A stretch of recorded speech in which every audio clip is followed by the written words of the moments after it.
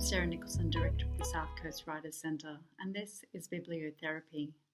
In this episode, Laura Brading, a South Coast-based journalist, former book publishing professional, and the co-founder of Well Read, a curated book subscription service, offers us her reading recommendations.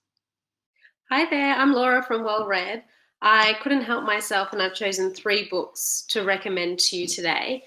2 of the books were read in isolation and one was read just prior to, and I think that's important to acknowledge because of course everything's changed. Our appetites, our attention spans, what we think is relevant, what we want from the books that we read. The first book is Jenny Offill's Weather. That's a reading copy, so when you go to buy it in a bookshop, it'll be a lot prettier. It so accurately and brilliantly describes the zeitgeist that was just prior to COVID. And I think those anxieties and those questions are still within us. It's just that we've been momentarily distracted. I know when I describe this book, it's going to sound a bit bleak, but I promise you it's not. If you've read Jenny Offill's other novel, The Department of Speculation, you will know that she is very funny. She is droll. This book feels like she's living inside my mind, and I'm sure others will relate to that. She describes feelings of climate dread, of political anxiety, matched with hapless living that was sort of the 2020s mood right at the start. It's told in brief snippets. It follows Lizzie Benson, who is a librarian, and she's very much enduring life in Trump's post-truth landscape of contemporary America. So yes, that's where the bleak comes in. But this novel transcends bleak and it produces something human and illuminating, surprising and funny. Jenny Offill isn't known for her linear narratives or her busy plots necessarily, but she is renowned for her wit and her wisdom and the way she can hold up a mirror to modern living and to make us ask questions and make us laugh. I highly recommend this along with her other novel, Department of Speculation.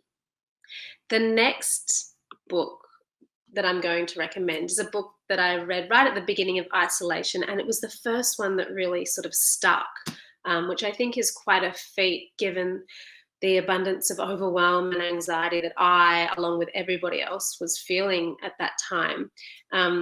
But this book, I just couldn't wait to return to it, and when I finished it, I just wanted to start it again. I don't have it in my possession because it's the sort of book you just want to share with your friends, but this is the cover. It's Lily King's Writers and Lovers.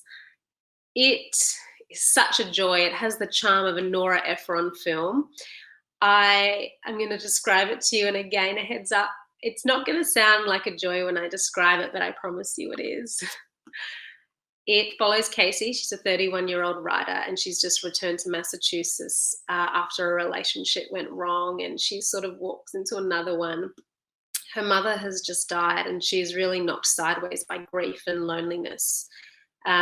She waitresses at this restaurant that services the Harvard elite, and if you've ever worked in hospitality, those scenes will really resonate with you. Lily King writes them so well. Her one constant is this novel she's been writing for 6 years, but at 31, she's in a lot of debt and she's directionless and she just feels a little too old to be that way.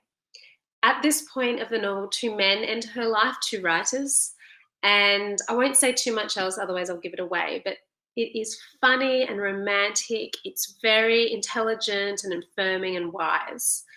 It also does that near impossible thing of writing well about writing, which Lily King has said herself. When she was in her 20s, she was reading books about writers and they were all men. So this book really does have a sort of wonderful strand of feminism within it.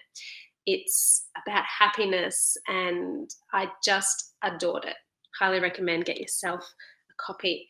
Now, the last book is just a very quiet release that published on the 19th of May. Very quiet. Curtis Sittenfeld's long-awaited Rodham, which is a counterfactual, really. It asks the question, what would happen to Hillary Rodham if she didn't marry Bill? What would happen to the world?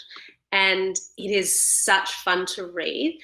It's almost like fan fiction for anybody who wanted American politics, or especially the 2016 election, to play out a little differently. But there is a huge amount of guts to this book. It's about power and ambition and Fate, and it absolutely sticks. It's quite a large novel, but I promise you, you will just whiz right through it. It is compulsive and tantalizing and so much fun. So yeah, they're 3 books I highly recommend.